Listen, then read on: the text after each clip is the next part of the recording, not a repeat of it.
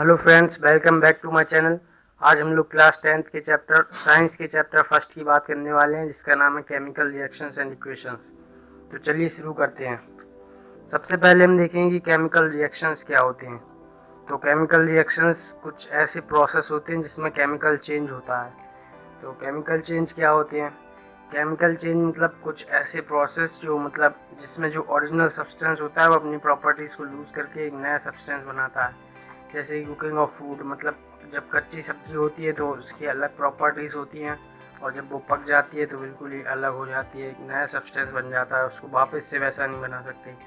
ऐसी rusting of iron, मतलब लोहे में जंग लगने के बाद उसको वापस से जैसा था वैसा नहीं कर सकते, वो एक बार रस्ट हो गया तो हो गया, तो एक नया सब्सटेंस बन जाता है। और ऐसे ही फिजिकल चेंज देखते हैं। तो फिजिकल चेंज एक ऐसी प्रोसेस है जिसमें कोई नया सब्सटेंस नहीं बनता है। इसमें जो मतलब जैसे बर्फ़ है, बर्फ़ को पिघला दो पानी बन गया, उसको फ्रीज कर दो तो फिर से बर्फ़ बन जाएगी। तो इस तरह से मतलब पानी तो पानी है ना, उसकी कोई प्रॉपर्टीज़ में चेंज नहीं आया। तो ऐसे सारी की सारी रिएक्शंस जिसमें केमिकल चेंजेस होते हैं उसको केमिकल रिएक्शंस कहते हैं। तो केमिकल रिएक्शन आप लोगों को समझ में आ गया होगा। आगे बढ़ते हैं, देखते हैं पार्ट्स ऑफ केमिकल रिएक्शन। मतलब एक केमिकल रिएक्शन में क्या क्या पार्ट्स होते हैं। तो इसमें दो पार्ट्स होते हैं, रिएक्टेंट्स एंड प्रोडक्ट। तो जो भी LHS में लिखा होता है जो सब्सटेंस, वो रिएक्टेंट्स होते हैं, और जो RHS में लिखे होते हैं वो प्रोडक्ट्स होते हैं। तो इसकी definition, the original substance which react originally in any reaction are called reactants. तब जो सब्सटेंस रिएक्ट करते हैं उनको रिएक्टेंट बोलते हैं, और जो न्यू सब्सटेंस बनता है उसको प्रोडक्ट बोलते हैं। जैसे कि एग्जांपल देखते हैं, C+O2 गिव्स CO2। तो इसमें C कार्बन और ऑक्सीजन रिएक्टेंट्स होगा और कार्बन डाइऑक्साइड प्रोडक्ट हो गया। ऐसे ही ये कुछ एग्जांपल्स और हैं। बर्निंग ऑफ मैग्नीशियम रिबन, मतलब मैग्नीशियम की जो रिबन है उसको बर्न करेंगे ऑक्सीजन के अंदर में, तो ये 2MgO मैग्नीशियम ऑक्साइड बना लेगा। तो इसमें मैग्नीशियम और ऑक्सीजन रिएक्टेंट हो गए और मैग्नीशियम ऑक्साइड प्रोडक्ट हो गया। और ऐसे ये lead nitrate and potassium iodide का देखते हैं।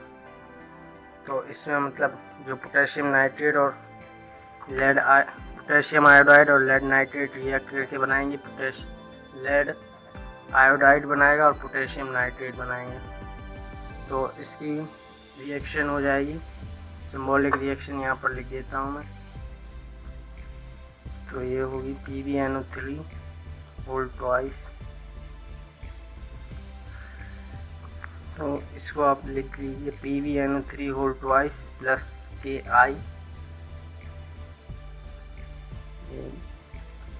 इससे हमें मिलेगा PbI2 प्लस KNO3।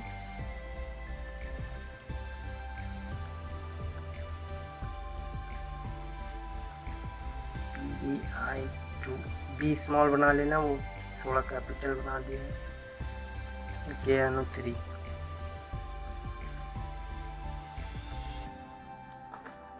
चलिए आगे बढ़ते हैं, देखते हैं कैरेक्टरिस्टिक्स ऑफ केमिकल रिएक्शन, मतलब क्या विशेषता है जिससे पता चलता है कि ये केमिकल रिएक्शन है। तो केमिकल रिएक्शन में प्रेसिपिटेट बनता है, फॉर्मेशन ऑफ प्रेसिपिटेट। प्रेसिपिटेट एक इनसॉल्युबल सब्सटेंस होता है, जैसे कि मतलब गुड़ को अगर पानी में डालकर उसको पकाते हैं, गर्म करते जाते हैं, तो वो लास्ट में एक मतलब एक इनसॉल्युबल सब्सटेंस सा बच जाएगा जो कि पानी में घुलता नहीं है। ऐसी एवोल्यूशन ऑफ गैस, मतलब गैस निकलती है, उसमें चेंज इन कलर चेंज हो जाता है, जो मतलब जो रिएक्टेंट्स होते हैं उनका कलर अलग होता है और प्रोडक्ट का कलर अलग होता है। चेंज इन स्टेट भी चेंज हो जाती है केमिकल रिएक्शन में, मतलब सॉलिड से लिक्विड हो जाता है, लिक्विड से गैस हो जाता है, गैस से सॉलिड भी हो जाता है। चेंज इन टेम्परेचर तो होता ही है, टेम्परेचर भी चेंज होता है, और चेंज इन टेम्परेचर में दो चीज़ें होती हैं। तो पहले होती है एक्सोथर्मिक। एक्सोथर्मिक वो होता है जिसमें हीट रिलीज होती है। एक्सो का मतलब ही होता है हीट, मतलब एक्सो का मतलब बाहर और थर्मिक का मतलब हीट। थर्मिक वर्ड जहाँ पर भी आएगा तो उससे समझ लेना कि हीट से रिलेटेड है। तो एक्सोथर्मिक का मतलब जिसमें हीट निकलती है। तो एग्जाम्पल लिखते हैं, CaO plus H2O give CaOH whole twice plus heat. मतलब जो चूना होता है, चूने को पानी में डालने पर हीट निकलती है। तो घर में सबने देखा होगा, जब पुताई वगैरह होती है, चूने को पानी में डालते हैं तो वो बहुत गर्म हो जाता है। और एंडोथर्मिक, एंडो का मतलब होता है वो अंदर की तरफ जाएगी, और थर्मिक का मतलब हीट एब्जॉर्ब होगी इसमें अंदर की तरफ जाएगी। इसका एग्जांपल है PbNO3 होल्टो। इसको हीट करेंगे तो ये बनाएगा lead oxide plus nitrogen dioxide plus oxygen, और इसमें हीट एब्जॉर्ब हुई है क्योंकि इसको गर्म करेंगे तब ये टूट जाएगा और टूट कर ये 3 प्रोडक्ट बना लेगा। तो चलिए आगे देखते हैं केमिकल इक्वेशन क्या होता है। तो ये एक शॉर्ट हैंड मेथड होता है जिससे मतलब केमिकल रिएक्शन को लिखने का एक तरीका होता है सिंबल्स के फॉर्म में, जिसमें हम सिंबल्स के फॉर्म में लिखते हैं। तो टाइप्स ऑफ केमिकल इक्वेशन देखते हैं। 2 टाइप की केमिकल इक्वेशन होती है। फर्स्ट है बैलेंस्ड केमिकल इक्वेशन। तो ये ऐसी इक्वेशन होती है जिसमें LHS और RHS दोनों में एलिमेंट्स के जो एटम होते हैं वो बराबर होते हैं। जैसे कि एग्जांपल देखते हैं, LHS में कार्बन का एटम 1 है और RHS में भी एक ही एटम है कार्बन का, और ऑक्सीजन के 2 एटम है और RHS में भी 2 है। तो ये एक बैलेंस इक्वेशन हो गई क्योंकि इसमें दोनों तरफ एलिमेंट्स के सेम नंबर ऑफ एटम्स हैं। तो अनबैलेंस्ड केमिकल इक्वेशन देखते हैं। ये एक ऐसी इक्वेशन होती है जिसमें मतलब चाहे जैसे भी मतलब बराबर एलिमेंट्स के जो एटम्स हैं वो बराबर नहीं होंगे। An equation in which the number of different element is not equal on the two sides of the equation is called an unbalanced chemical equation. Unbalanced chemical equation को skeletal equation भी बोलते हैं। और ये बैलेंस करने की ज़रूरत हमें क्यों पड़ती है? हमें इक्वेशन को बैलेंस इसलिए करना पड़ता है क्योंकि हमें वो law of conservation of mass को सेटिस्फाई करना पड़ता है, जिस जो कहता है कि mass can neither be created nor be destroyed, और atoms can neither be created nor be destroyed in a chemical reaction. तो ये केमिकल इक्वेशन आपको आ गया होगा अच्छे से समझ में। तो चलिए आगे बढ़ते हैं। तो ये बैलेंसिंग करने का कुछ तरीका होता है इसको, तो चलिए देखते हैं।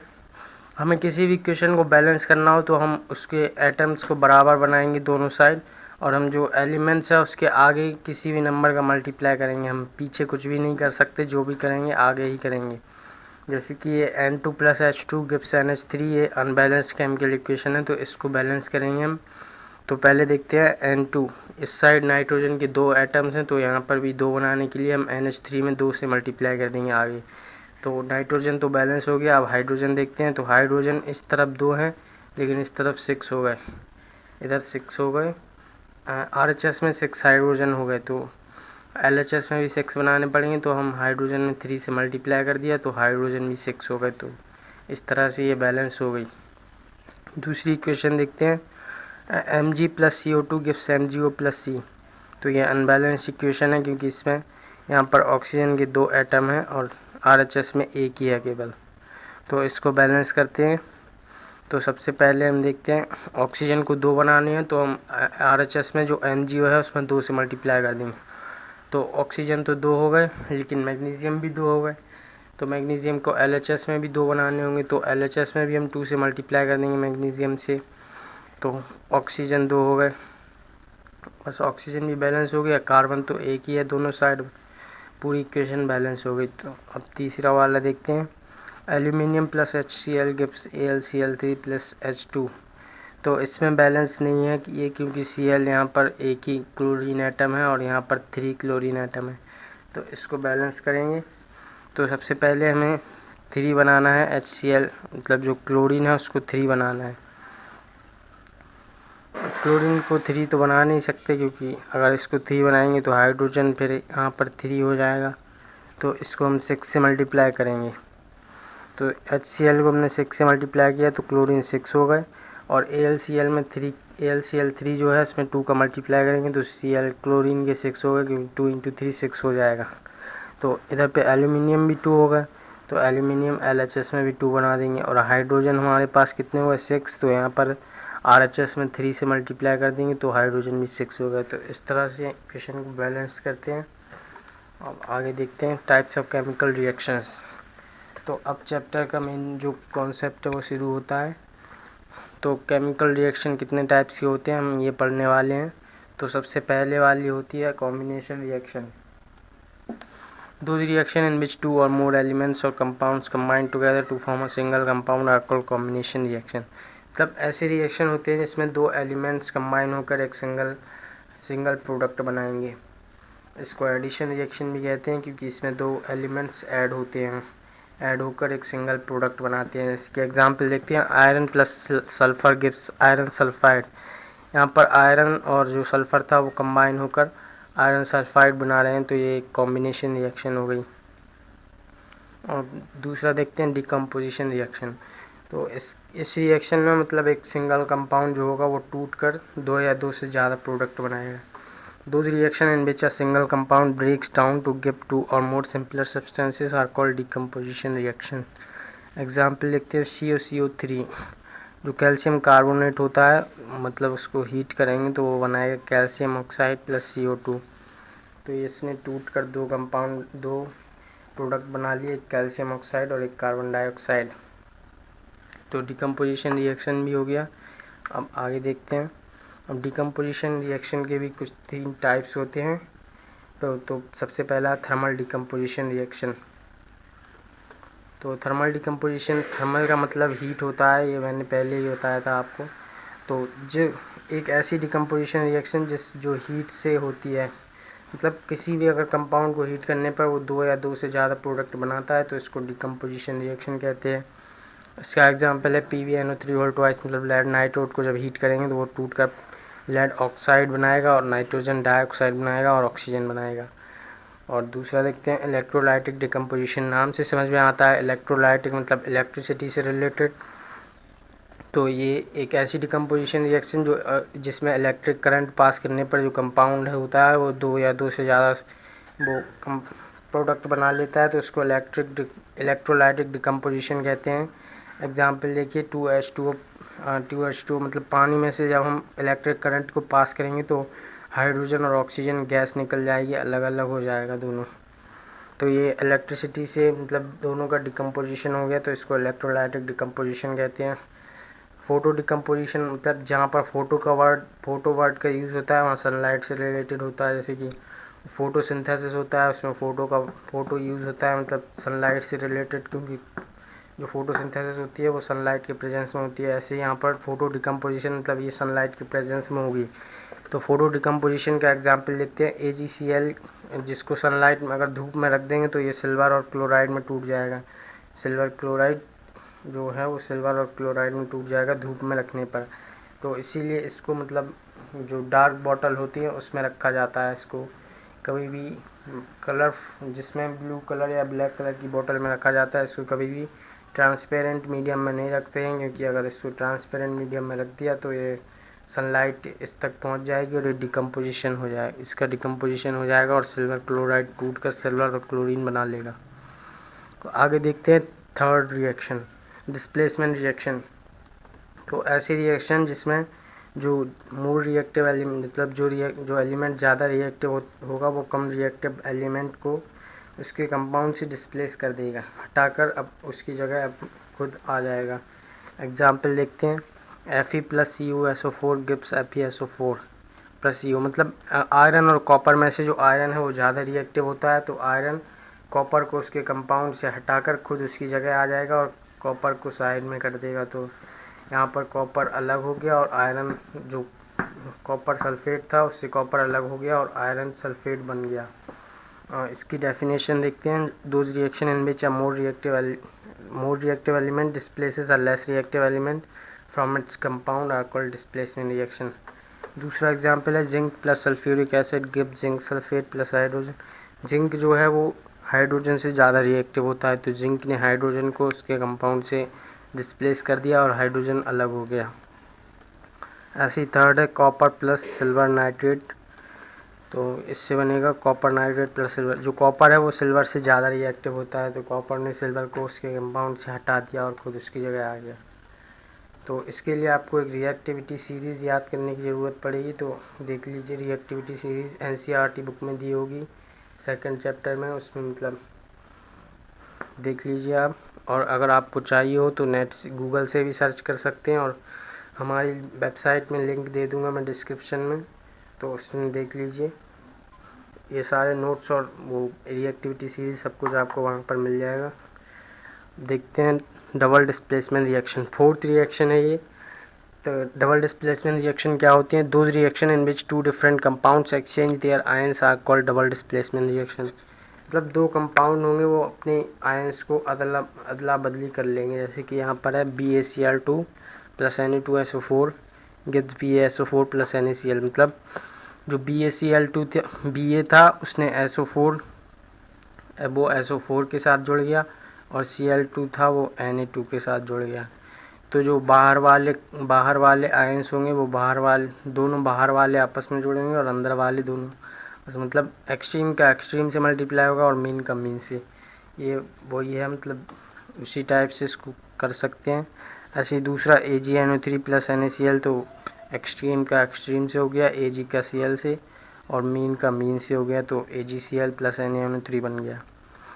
देखते हैं प्रेसिपिटेशन रिएक्शन।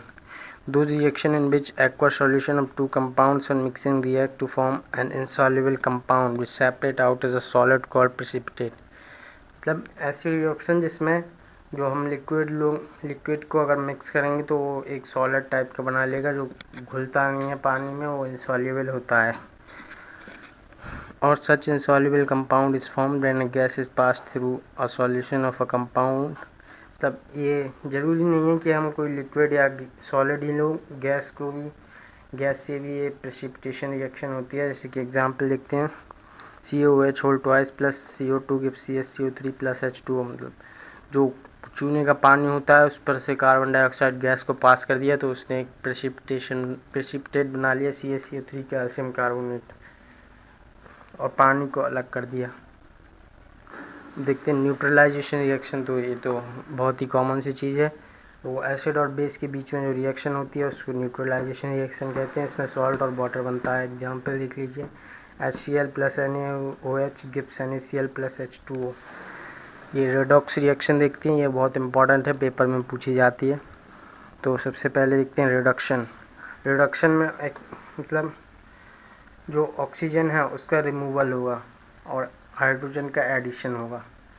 तो एग्जांपल से समझते हैं, CuO प्लस H2, मतलब जो कॉपर ऑक्साइड है उसमें हाइड्रोजन का एडिशन हो रहा है।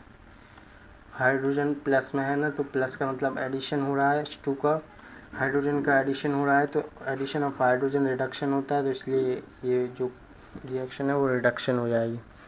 इसका रिडक्शन हो गया। और ऑक्सीडेशन, इसके दो पार्ट होते हैं रिडॉक्स रिएक्शन के। दूसरा है ऑक्सीडेशन, मतलब जहाँ पर और एडिशन ऑफ ऑक्सीजन होगा और रिमूवल ऑफ हाइड्रोजन होगा तो वो ऑक्सीडेशन हो जाएगा। जो ऑक्सीडेशन और रिडक्शन एक दूसरे के बिल्कुल अपोजिट होते हैं।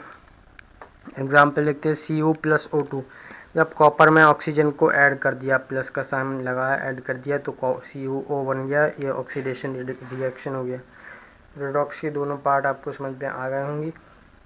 इसमें पेपर में ये भी पूछा जाता है कि रिड्यूसिंग एजेंट और ऑक्सीडाइजिंग एजेंट क्या है। तो जो भी कंपाउंड ऑक्सीजन देगा वो ऑक्सीडाइजिंग एजेंट हो जाता है, और जो हाइड्रोजन देगा उसमें ऐड करने के लिए वो रिड्यूसिंग हो जाएगा। मतलब जिस कंपाउंड की वजह से रिडक्शन होगा वो रिड्यूसिंग एजेंट हो जाएगा, और जिसकी वजह से ऑक्सीडेशन होगा वो ऑक्सीडाइजिंग एजेंट हो जाएगा। देखते हैं कोरोजन।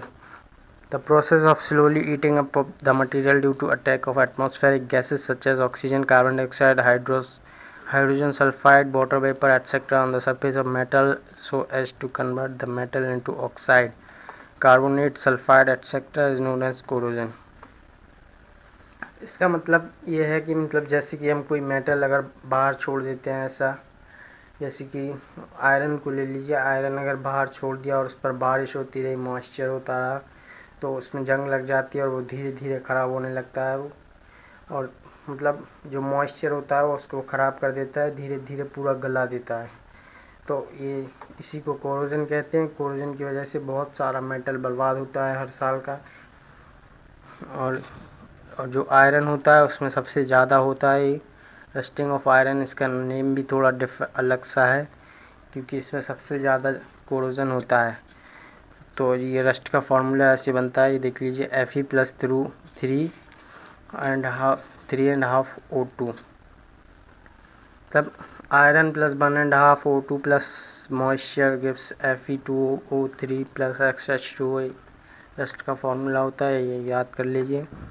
दूसरे सिल्वर में कोरोजन होता है, जो हाइड्रोजन सल्फाइड गैस होती है एटमॉस्फेयर की, वो सिल्वर के साथ रिएक्ट करके सिल्वर सल्फाइड बना देती है, तो इससे इसका कोरोजन हो जाता है। मतलब कोरोजन को अब कैसे प्रोटेक्ट कर सकते हैं मेटल्स को कोरोजन से, ये पढ़ेंगे। Methods of preventing rusting by painting, by greasing and oil. मतलब जो आयरन के ऑब्जेक्ट होते हैं उस पर पेंट करके और ग्रीसिंग करके, ऑयलिंग करके, ये सबसे हम उस पर कोरोजन ख़त्म कर सकते हैं। और गैल्वनाइजेशन एक बहुत अच्छा मेथड होता है, इसको एक बार करवाने के बाद मेटल कभी भी ख़राब नहीं हो सकता। इसमें मतलब जिंक की कोटिंग कर देते हैं मेटल पर, जिसकी वजह से उसमें कभी भी कोरोजन नहीं होता है। तो आगे देखते हैं, रेंसिडिटी हमारा लास्ट टॉपिक है। रेंसिडिटी का मतलब होता है जैसे कि जो खाना होता है उसको थोड़ी देर खुले में छोड़ने पर जो और तेल वाली चीज़ें होती हैं ऑयल में निकाली जाती हैं, जैसे कि चिप्स, पापड़ वगैरह, तो इसको अगर थोड़ी देर ऐसे खुले में छोड़ दिया एटमॉस्फेयर में, तो ये थोड़ी देर में इसका टेस्ट भी चेंज हो जाता है और स्मेल भी डिफरेंट सी आने लगती है, मतलब वो उसका ऑक्सीडेशन हो जाता है। द ऑक्सीडेशन ऑफ ऑयल्स और fats in a food resulting into a bad smell and bad taste is called rancidity. Rancidity जैसे कि आपने देखा होगा, जो पापड़ होते हैं उसको अगर बारिश के मौसम में अगर ऐसे निकाल कर रख दिया जाए बाहर, तो वो बहुत ही फुसफुसा सा हो जाता है और फिर वो खाने में भी अच्छा नहीं लगता और उसकी स्मेल भी अच्छी नहीं आती है। इसी को रेंसिडिटी कहते हैं। जो उसका तेल होता है वो उसका ऑक्सीडेशन हो जाता है, वो ऑक्सीजन के साथ रिएक्ट कर लेता है। अब देखते हैं मेथड्स टू प्रिवेंट रेंसिडिटी, मतलब रेंसिडिटी से कैसे बचा सकते हैं खाने को, ये पढ़ते हैं। By adding antioxidants. एंटीऑक्सीडेंट्स मतलब जो ऑक्सीडेशन ना होने दें उसी को एंटीऑक्सीडेंट्स कहते हैं। तो एंटीऑक्सीडेंट्स में सबसे ज़्यादा यूज़ होता है नाइट्रोजन का। नाइट्रोजन एक बहुत अच्छा एंटीऑक्सीडेंट है, जैसे कि हम देखा होगा वो चिप्स वगैरह दुकान मतलब ग्रोसरी शॉप से अगर चिप्स वगैरह ख़रीदते हैं तो उसमें जो गैस भरी होती है पैकेट में, चिप्स के पैकेट में या फिर कुरकुरे के पैकेट में गैस भरी होती है, वो पूरा फूला हुआ होता है, तो उसमें नाइट्रोजन गैस भरी होती है जिससे कि उसका ऑक्सीडेशन नहीं होता है और उसमें रेंसिडिटी नहीं हो पाती है, नहीं तो उसका टेस्ट ख़राब हो जाएगा। रेंसिडिटी से बचाने के लिए उसमें नाइट्रोजन गैस भरी जाती है। रेफ्रिजरेशन ऑफ फूड स्टफ्स, मतलब खाने को रेफ्रिजरेटर में रखकर रेंसिडिटी से बचा सकते हैं, ये तो पता ही है। वैक्यूम पैकिंग, मतलब जो खाना होता है उसको बहुत अच्छे से एक वैक्यूम टाइप का पैक कर सकते हैं जिसमें हवा ना जाए, बिल्कुल भी वो एटमॉस्फेयर के कांटेक्ट में ना आए, ऑक्सीजन उसमें एंटर ना कर पाए, ऐसी पैकिंग करके रेंसिडिटी को प्रिवेंट कर सकते हैं। तो इसी के साथ हमारा चैप्टर ख़त्म होता है। तो ये पूरा चैप्टर आपका एक ही वीडियो में ख़त्म हो गया। वीडियो अच्छी लगी हो तो लाइक करें, चैनल को सब्सक्राइब करें। Thanks for watching this video. और अगर आपको कोई भी डाउट है तो टेलीग्राम पर आपको हमारा चैनल ज्ञान गुरुजी नाम से मिल जाएगा और डिस्क्रिप्शन में मैं लिंक भी दे दूँगा, तो आप वहाँ पर कुछ भी पूछ सकते हैं। तो चलिए, thanks for watching this video.